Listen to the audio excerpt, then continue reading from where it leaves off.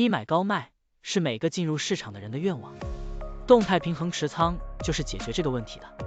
举个例子，就是保持现金和股票始终是50%比50%，当价格下跌的时候就买入一些，当价格上涨的时候就卖出一些。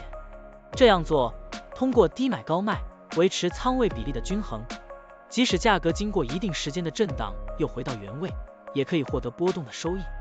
现在我们就设定一些参数，让 Stock Tuning AI 帮我们生成程序，对阿里巴巴 9988HK 进行回测计算。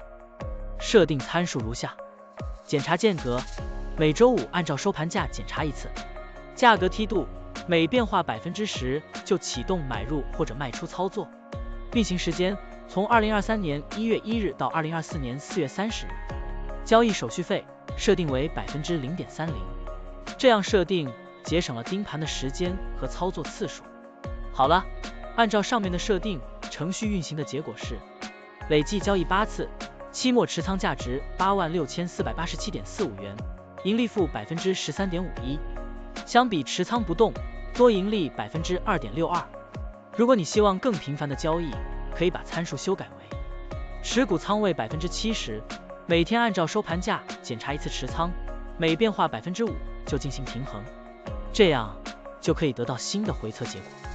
累计交易41次，期末持仓价值89688.20元，盈利负10.31%，相比持仓不动，多盈利5.82%。股票的波动特性不一样，盈利效果就不同，参数设定不同，盈利效果也会不同。怎样找到最优的组合呢？请评论区留言，让 Stock Tuning AI 来帮助你。股票调优 AI， 利用 AI 技术赋能您的股票选择与操作。本站内容不构成对任何人的投资建议，您应当基于自己的独立判断做出决策。扫描二维码获取文字稿，欢迎点赞、评论、转发。